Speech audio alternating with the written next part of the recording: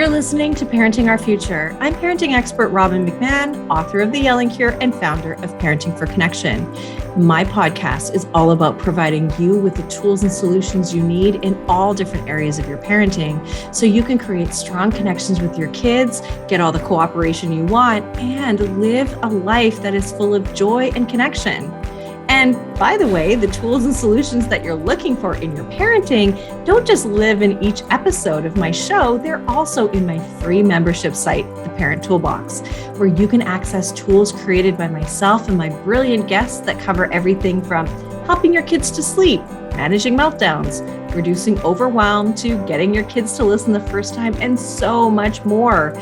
Join the Parent Toolbox so you can download and use the tools that are ready on the site, and each week, a brand new tool is added. And of course, the best part is it's absolutely free to join and to stay in. You can go to www.parent-toolbox.com today.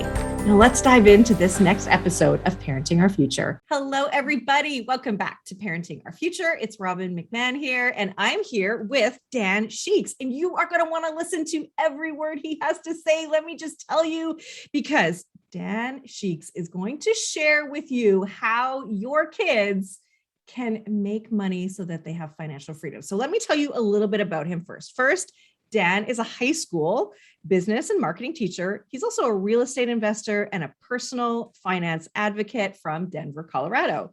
In his 18 years of teaching high school, he's taught a variety of business subjects, including personal finance, entrepreneurship, and marketing.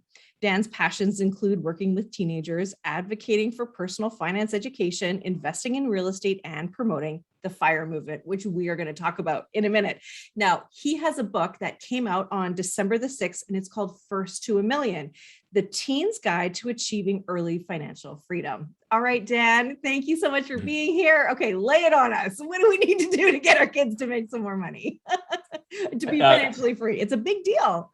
Yeah, I wish I could just give you a 1 or 2 sentence answer and then we would just wrap up the podcast and be done. It would be that. I wish it was that easy. Yeah. So first of all, where would you start? Because how do you even get kids motivated to care about this, right?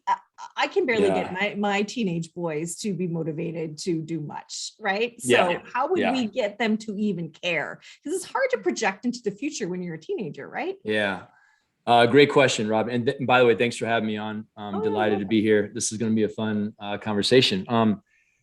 So I work with teenagers every day, all day, every day in my classroom. I've been doing that for almost 20 years. Wow. I have a kid, but he's not a teenager yet. So to get young people to care about their financial future is not easy. As any parent knows, you can't make your kids do anything, right? You can't make them want to clean their room. You can't make them want to go outside and play. Like they're kids. They have their own minds. But you can do things to incentivize them to want to learn about money. But it's still that thing. You can lead a horse to the water, but that's where it's going to stop. So when people ask me, how do I make my teenager want to learn about money? I say you can't. But here's some things that you can do. And as parents, there's a lot that we can do. Even if parents aren't super confident in their own money management skills or financial literacy, a lot of times you can learn along with your kids, and there's no shame in that. You can do things like pay your monthly bills with your kids, talk to them about your income and expenses, talk to them about your investments, your 401k, your pension, your retirement accounts. You can go over the household budget. I mean, every household is a small business in a sense. Yeah. And open up the books to that business and include your kids in that. Include them in the decision-making process. Should we go to this vacation this summer, or should we buy a new patio set? Like we can do one or the other. What do you think we should do, kids? Let's weigh the pros and cons, because we only have enough money to do either one. There's a lot you can do, and we can get more into that, but really just talking about money would be a really good start. Most adults, most families don't talk about money, and it's taboo, I guess. It really is. And I think gone are the days where it should be taboo. Like, let's talk about money. Let's talk about how much we're making.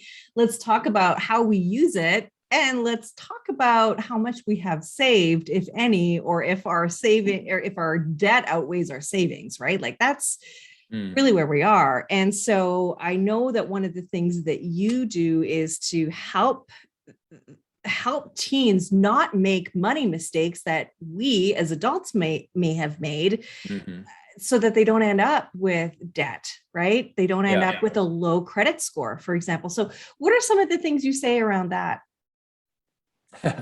I say that I took the easy way because I work with young people who have not yet made mistakes, right? They haven't yet dug themselves into a student loan debt hole. They haven't yet built bad habits. They haven't yet done the lifestyle inflation thing where they're spending as much as they make. They haven't yet dinged their credit score with late payments or overdrafts or anything. So working with teens is pretty easy because you're training them. It's a clean slate, right? Yeah. When you work with adults who have made all those mistakes and you're trying to change habits that are pretty ingrained, that's, I think, much more difficult. So yeah, it's just about educating them, having the conversations, explaining to them how money works from the get-go. And I know that sounds all, I'm making it sound really easy, and it's not. We know it's not, or else everyone would do it. But there are many, many tools for parents to use to help them have these conversations. I mean, there's websites, there's organizations, there's YouTube videos, there's, just Google parental help for teaching my kids about money or anything like that. And you will find a lot of free resources that are very, very good. But it's really like we were saying, it's just about starting that conversation. When you're sitting around the dinner table, talk about money. When you're driving to the grocery store, talk about money. When you're going for a nightly walk, talk about money. When you're driving somewhere on the weekend for a little vacation, talk about money. Not that that's all you should talk about, but it should be part of your, regular conversations with your kids. Okay. So talking about money, and then you're teaching them sort of best practices before they make mistakes, how money works, how to not lower your credit score, all of that kind of stuff, which I think most of us understand now through trial and error ourselves, right? I mean, nobody told me how to do it at all. And I made mistakes because of it. And so how do you teach kids to care about the future of their money versus wanting to, let's say, keep up with the latest trends and the shoes and the clothes and the, sort of instant gratification? How do you teach that? Because we're in a very materialistic world right now. Yeah. It's tough, but it's definitely achievable to talk to kids and have them develop different habits than the norm. It's really, our society, I think the United States and Canada both, maybe just our Western society is all about spending as much money as you make and treating yourself more. Yeah. If you make $50,000 a year, then hey, you get to spend $50,000. If you make $100,000, you get to spend it. If you make $500,000 a year, then you get to spend $500,000. So it's about setting a mindset very early on that works. I mean, if you want to work until you're 65, if you want to, kind of be doing the paycheck to paycheck thing, and you're okay with money being a stressor, then that is okay. But if you want things to be different, and possibly even achieve financial independence years, decades earlier than most people, then the mindset needs to shift, and you need to spend a lot less than you're earning, and that money needs to be invested intelligently, so that you're building your net worth from the very get-go. I mean, and teenagers, kids, they can start doing this before they graduate from high school, before they leave the house. They can start tracking and building their net worth, and it's kind of fun. I mean, there's a lot of free apps out there that help anybody, kids included, track their net worth, track their income and expenses with lots of cool and beautiful charts and graphs that are automatically calculated, all for free. My favorite is mint.com. I don't get paid, but I don't get anything from them for saying that.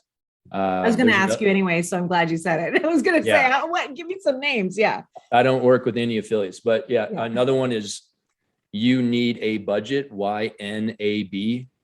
That's another free app you can get that does pretty much the same stuff. So If you're a parent, download the app, track your income and expenses, have your child download the app, and they can track their income and expenses and learn the app together. They're really easy to use.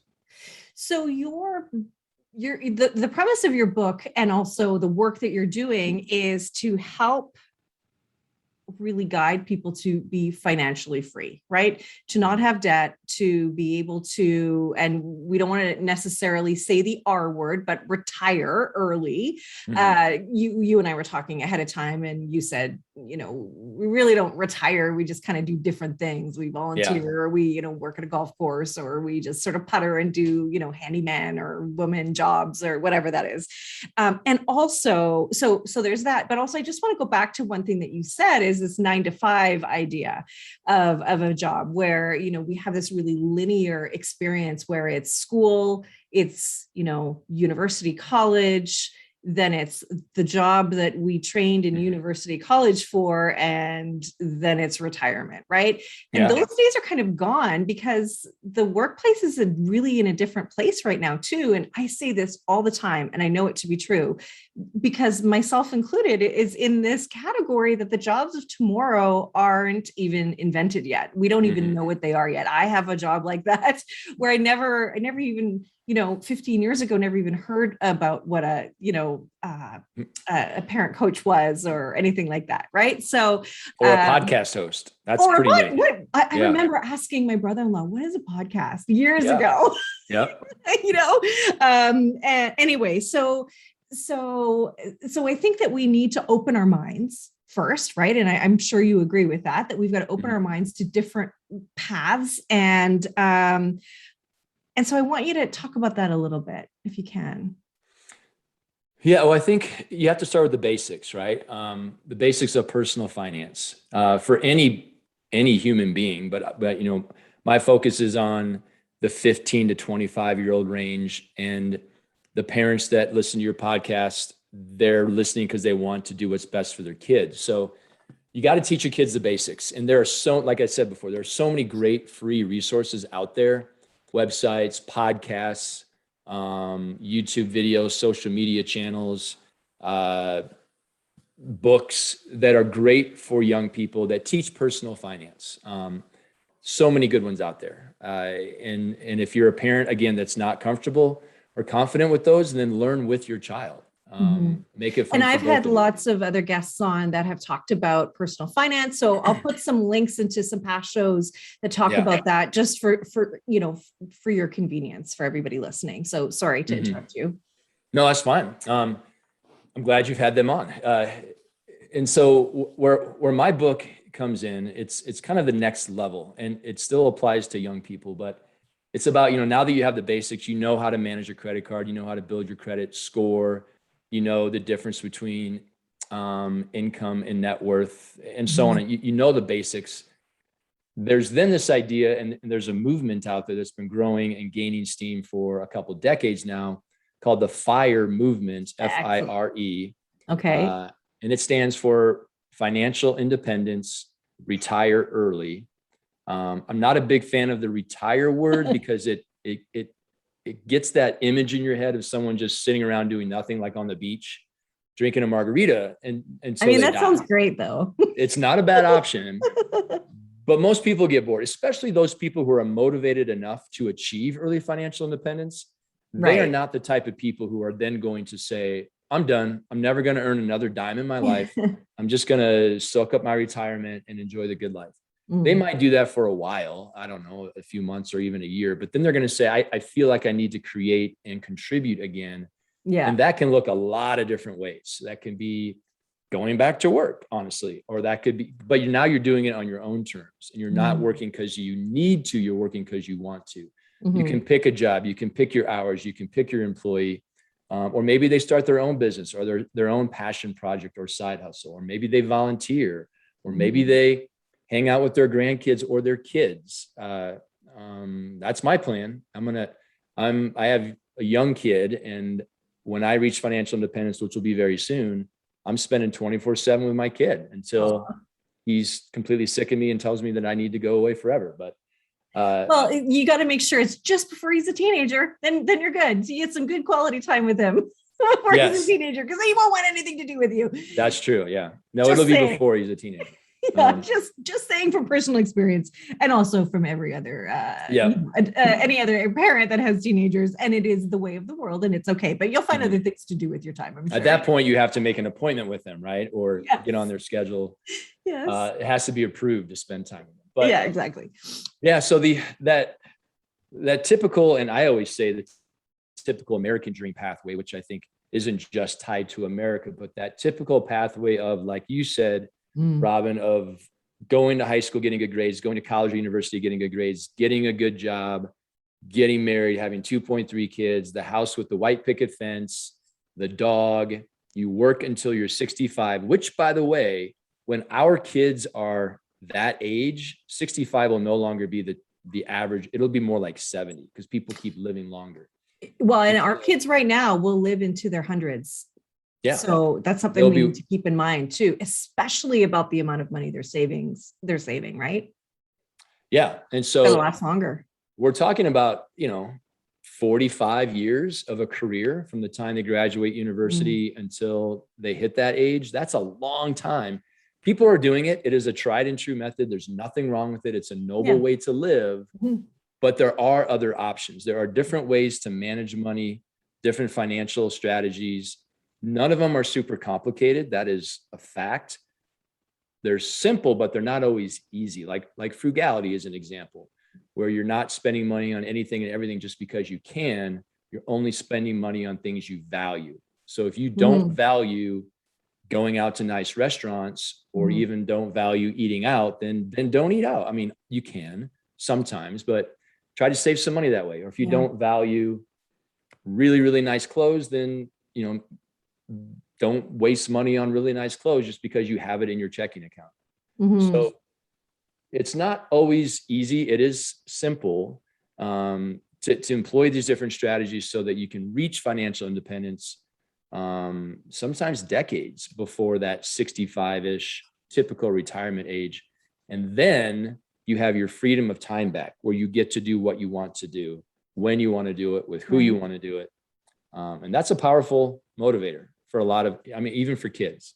Yeah. Well, it's like, let me trade off the specialty coffee that I'm having every single morning for one that I brew at home, and how much I can save there. Right. So you're saying it's short-term pain for long-term gain. So what else can we do? I mean, I think frugality is the first thing that comes to mind. Right. And, but what, that's how we can save money. How else can we save money? Or what do we do with the money that we have then? Because I think investing is scary. Sometimes it feels like gambling, right?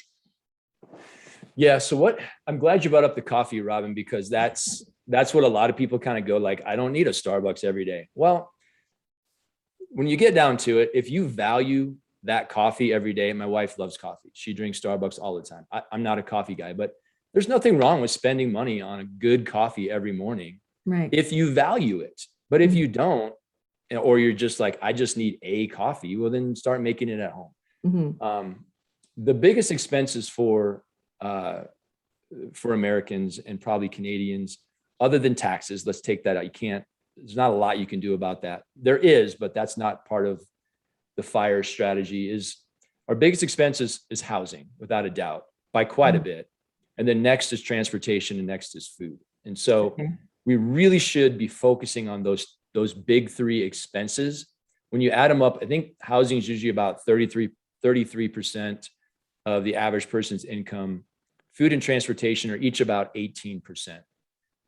If you're focusing on those things, then the little tiny things like a coffee every day, they just don't really matter. I mean, they do a little bit, but so housing is the biggest one. So what can you do about your housing to start saving a lot of money over a period of 10 years that can add up to a significant amount of money?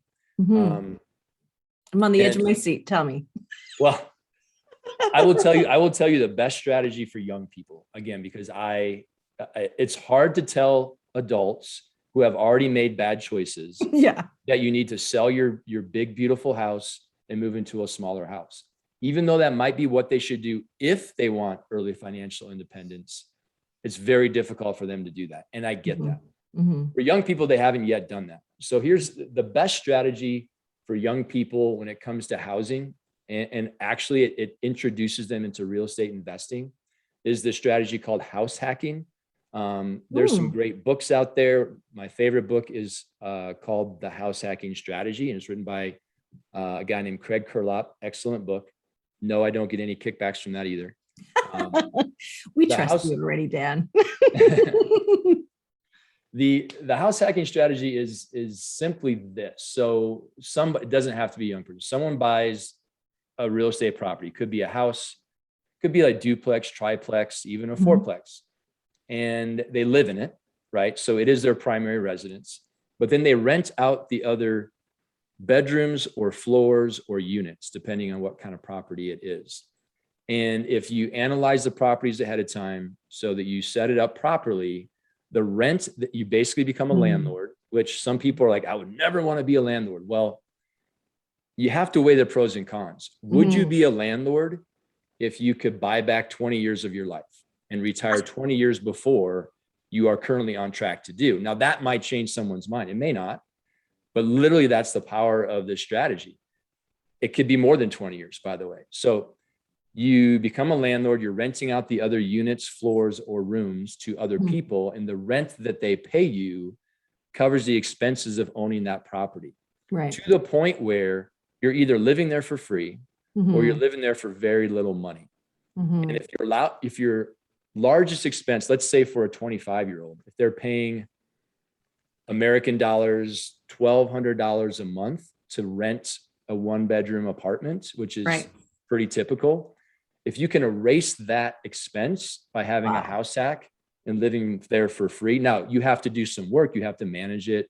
If something goes wrong, you have to call somebody to fix it. Yeah. You have to screen your tenants so you have good roommates or good people renting your property. But $1,200 a month times 12 months a year, that's significant. That is life-changing over the course of 3 or 4 years. And it's not that you have to do that forever. Maybe you do it from the time you're 22 until you're 26. And then, that can change things for decades. That can get someone to financial independence decades before a typical path.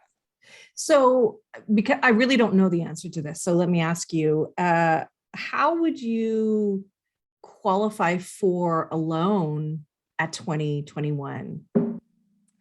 I work with young people who are doing it at age 19 and 20, by the way. They're house hacking at 19 and 20. A guy I work with here in Colorado, his name's Taylor. I'll give him a shout out. He's 19. He bought his first house hack, $500,000 house, 5 bedrooms, and it's working amazing. Wow. You have to plan. You can't just walk up one day to a bank and say, I want to borrow money to buy a house. So that's why I wrote my book, right? It sets them on the track early on. If a teenager's reading at 14, 15, 16, 17, they can then buy this property maybe 3 years down the road. So you have to save some money. Yeah. But if it's a primary residence, and I'm not an expert on Canadian mortgages and stuff, but in the United States, if it's a primary residence, you can buy a property for as little as 3.5% down. If you're buying a $200,000, $300,000 house, that's not a significant amount of money. That a teenager could save that over 3 or 4 or 5 years, right? And even have a little extra to say, paint the walls or put some new flooring in. And you always want to have a little bit of a cushion in a savings account should something go wrong, like maybe the furnace goes out. But it's absolutely doable. And then if they're building their credit score from the day they turn 18, I tell the young people I work with, when you turn 18, you get your first credit card. You literally roll out of bed, go to the computer, apply for your first credit card. When you turn 19, you apply for your second one. And when you turn 19 and a half, you apply for your third one. And those aren't set in stone. Now, that is assuming that our child is responsible and mature enough to handle a credit card. And if we've done our job as parents when they're 14, 15, 16, 17, that will be true. They understand how to pay off the credit card every month, pay it on time. You got to be responsible. Yeah, so it's not just a license to buy a bunch of stuff and rack it up to the limit. Like, oh, I got an extra $2,000 now I can spend, right? No. Yeah, it's not free money. Yeah, it is a loan. It is the opposite of free money. Yeah, it's the opposite. Yes.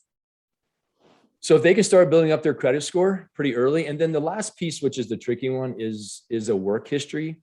Most 18, 19-year-olds don't have a work history unless they started working straight out of high school, which the young person I mentioned, that was the case for him. He didn't go to college. He's been working for a couple of years. He has a couple of years of work history. The workaround to that is, as a parent, and this is where parents are important, you can co-sign for a mortgage for your child, and the bank will then take into account your income history and your credit score, honestly, too.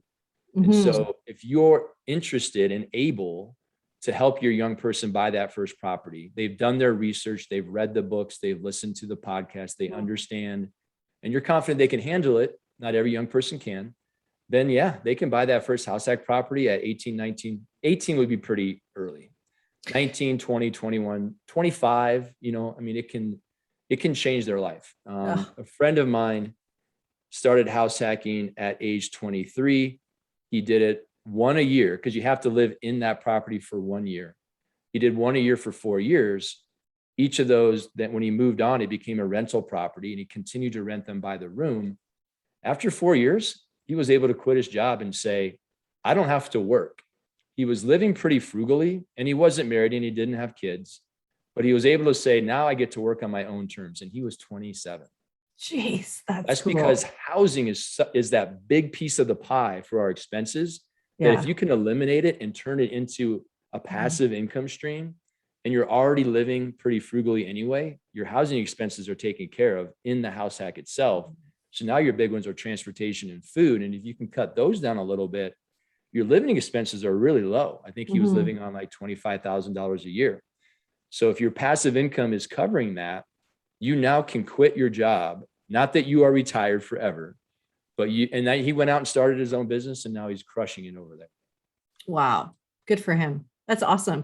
You know what I like about this too, just sort of in the conversations I've been having with, friends and family and that sort of thing, I look at the area that I live in, right? And prices have skyrocketed for homes, for the house that I live in. And that's wonderful for us, for our investment. But then I look forward to my kids. How are they going to be able to afford a home? So what I like you saying is, the point that I'm trying to make, let me just be clear. The point I'm trying to make is that we are, as adults, as the parents, talking about, how am I going to help my kid out? How am I going to maybe turn my home into, selling it and then having multiple properties so my kids can have a place to live. What I like about what you're saying is it's really putting it on our kids. And I think they're going to appreciate it more. They're going to learn more, that's for sure. And they're going to take care of it more. So I really like this way of thinking. I think it's really empowering, really empowering. Yeah, I guess it's the teach a man to fish philosophy. Teach them to being a landlord. It's not hard.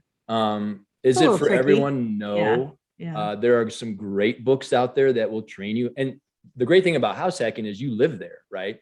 So there's no driving out to the property. You're there 24/7. If something goes wrong, no one's going to have a big crazy party because you're there. Right. And if you do, you're probably invited because you're at early 20s, right? Unless you want to throw the party, and then you got to clean up the mess. Right.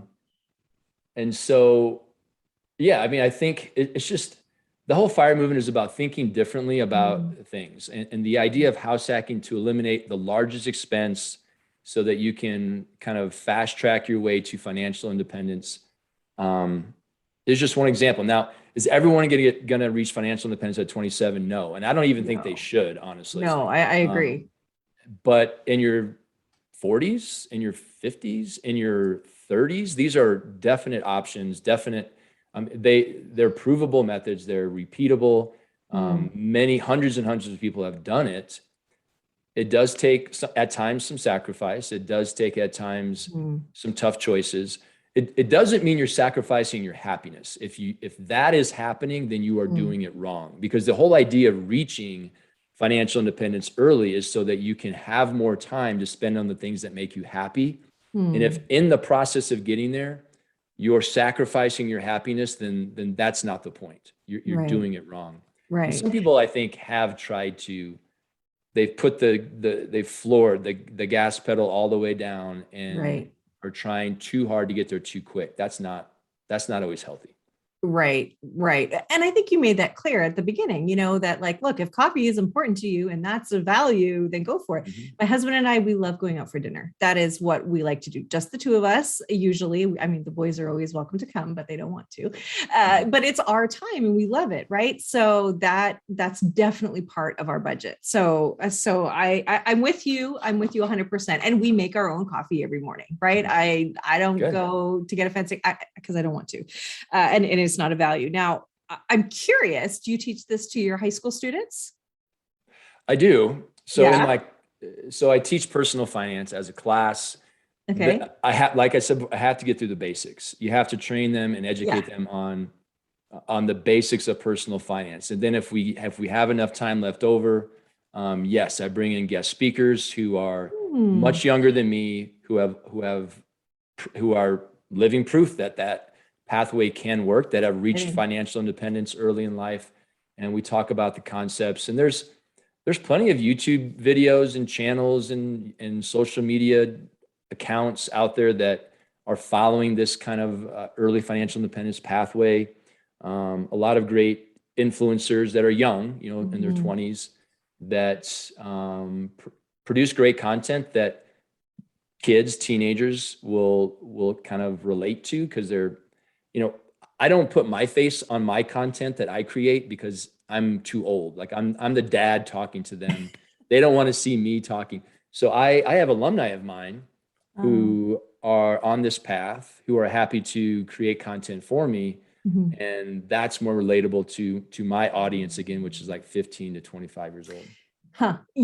So another thing that just kind of came to my mind too, as you were talking, and there's a reason I asked you that question, because I want to talk about why we don't talk about this in schools. Well, we aren't teaching really the basics of this, but what came to my mind, I always think about my own kids, right? And their future, of course, right? And a lot of the work that I do is around the struggles that I've had in my own parenting and that sort of thing. And I think of my one son who has ADHD and, learning disabilities and stuff like that. And he worries about what the future is going to look like for him, right? Mm-hmm. And I think, wow, how exciting is this, that this doesn't require, you to be the top of the class in something in order to get the job that pays the highest. This is for anybody who is willing and motivated and, can study it as well. Mm-hmm. It's for anybody, really. I actually, in my book, I write about the fact that the typical straight A student is probably less likely to follow this early financial independence pathway, because it's not normal. It's more of a rule breaking mentality. So maybe a straight C student, someone who doesn't like to follow the rules, doesn't turn their assignments in on time all the time, maybe doesn't go to every single class that they should.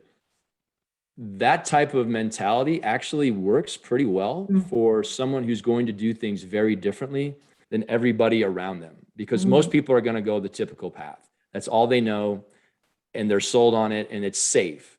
But to go off that beaten path and to do things differently, for instance, to not spend all of your income on the fancy car, the fancy house, the fancy clothes, that takes someone who's willing to be different. Mm-hmm. And the straight A student isn't always that person. Mm-hmm. Can they? Yeah, they absolutely can. But it's, I'd say like your son, someone who maybe has something that makes them a little bit different, and they're used to that, they're more comfortable going down a different path.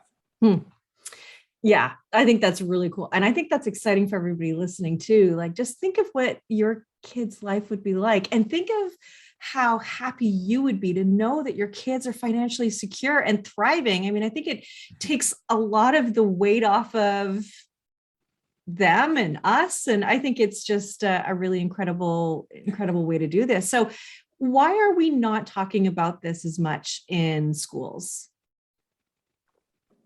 The early financial independence stuff? Yeah, it seems like there are so many things that we really need to learn to thrive in life strong emotional intelligence, right? Being able to relate to other people, having good communication skills are the top of my list. And then, understanding finances, understanding how money works. New money is my ignorant way of saying it, with Bitcoin and all of this other type of currency and different things like that. Like, we need to know this stuff and understand this stuff.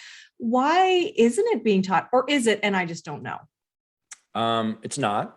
And that comes from someone who's been in public education for 19 years. I can sum it up for you in 2 words. You're not going to like it. The reasons why, and I agree with what you said, the soft skills, communication skills, listening skills, presentation skills, as well as personal finance and financial. The reason those aren't focused, they're not a focus in education, is because 1, money, and 2, politics. Unfortunately, that's what it boils down to. To expand on that a little bit, it's not too different than a lot of other things in life, but schools are judged based on test scores. Yeah, that's just the way it is. The decision makers that run the show, these are your politicians, school board members, principals, district administrators. They are judged, and their job is judged based on test scores. And standardized tests do not include anything that we were just talking about. They include math, science, reading, writing, and maybe a little bit of social studies. And so those subjects are very much focused on. Those are the requirements for high school graduation. Those are the things that get the extra special attention and the extra money. The skills that students also need, I'm not saying those aren't important, that aren't on the standardized test scores that the students are taking for college admissions or state standardized tests, they kind of just fall to the wayside, and they're kind of second tier, unfortunately. So the pressure is on teachers to make sure the kids that they're teaching are doing really well in those subjects. And then that's nice if we can teach the other stuff. Yeah. And so I teach it. It's my classes are electives. And so I see a very small percentage of all my students. If things are going to change, I don't want to make this all negative. If things are going to change, the way it happens, the only way it's ever going to happen, is for parents and community members to demand it. So if you're a parent out there listening and you are fired up about this and you want to make a difference, call, email, or write the policymakers, the legislators, the superintendents, the district administrators, and the school board members, or the principals, any or all of those people. That's how change will happen, because they answer to the community members. They answer to the parents. And if enough parents say, I demand, for example, and this is something I feel strongly about, I demand that our school requires a personal finance course for high school graduation. If enough parents express that concern, then it can happen. How cool. If I do it as a teacher, I get shut down. Right. It's just the way it is. Yeah. Yeah. I love teachers. I so respect teachers, and I feel like, they're just as stuck as us as parents. The fact of the matter is that we need to teach our kids how to thrive in this really complicated world, and they are going to live to be in their hundreds. We know this. And so they need to know these skills to have a great life, to have a happy life, to thrive in their life, so that they have the skills when adversity comes their way, which it will, because it does for us all. And, you don't let the bottom fall out. We've got to teach these skills now. I always feel lucky to sort of go on a side note, that my kids have both struggled with some stuff, some, just some anxiety, some, mental illness stuff, and they're getting the tools they need now, which is kind of great, because when they're married and have a mortgage and have kids and all that stuff later on down the line, they'll have the skills that they need when there isn't as much at stake. Right. So and same with finances, right? I mean, you could, unbeknownst to you, make some bad mistakes and have the bottom fall out, and you've got a lot more people in your care that are affected by that than if you were younger. So I think this is just so incredibly valuable. And your book again is called First to a Million: Teens Guide to Achieving Early Financial Freedom. I am going to make my kids read this book because it is incredibly helpful and useful. Dan, I want to thank you so much for sharing this with my listeners. We have an article from you that's going to be in our parent toolbox. It's an article for parents to how to guide your kids, which I really appreciate. And I want to just throw it back to you really quickly and just, is there anything that you want to add? Just any final thoughts for our listeners as we close off today? No, I think we covered a lot of the important points. I do think so. If a parent out there wanted to buy my book, there's a workbook that goes with it as well. I encourage the parents to read the book first. You'll learn some stuff. I guarantee it. I know I will. I have written it for the teenager. And one of the things that teachers are good at is we're good at being articulate, right? We can explain things so that they're in simple terms. And I hope I did a good job of that. Read the book first and then, give it to your teenager or younger, 10, 11, 12 is fine. Mm-hmm.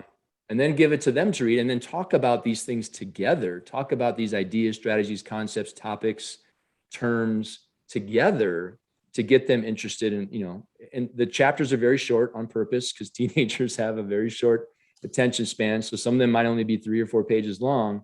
Okay. You could discuss a chapter over dinner and it could really lead into some really good conversations. So I know, Robbin, we talked about the link to buy the book will be in your show notes, biggerpockets.com/teen.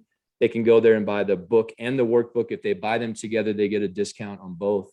Fantastic. I'll also put or send you, Robbin, for the show notes. I have an online community for young people that are really interested in this stuff. There's an app that they can download and then they can talk to and communicate and surround themselves with other young people just like them. So great. And so I'll send you the website where they can sign up for that. And actually, there's a free version and a paid version. The free version has plenty of value. If the young person decides they want to do the paid version, which is only like $100 a year, let's do a discount code, future. Okay. Future. If they go to checkout for that paid version, they type in the discount code future, all lowercase, they'll get a nice discount on that annual membership. But I encourage them to go to the free membership at the very least. Yeah. It's that whole idea of you are the sum of the 5 people that you spend the most time with. It's a famous Jim Rohn quote. The people you spend the most time with, that's usually indicative of how you speak, how you act in your same goals. So if they can surround themselves, the young people, with other young people who are interested in their financial future, then that just takes it to a whole nother level. And that's what's happening in the community. And it's really fun to watch for me.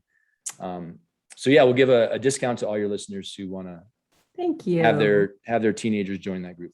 Well, that's fantastic. Okay. Discount code future. It will be in the show notes. Everything about you, for the most part, will be in the show notes, including where to get your book. And I just am better for having talked to you. And I hope everybody listening feels the same way. We are better for knowing you, for talking to you. And thank you so much for sharing all of your information. This has been fantastic. Thanks for having me, Robbin. Appreciate it. And hope to talk to you again soon.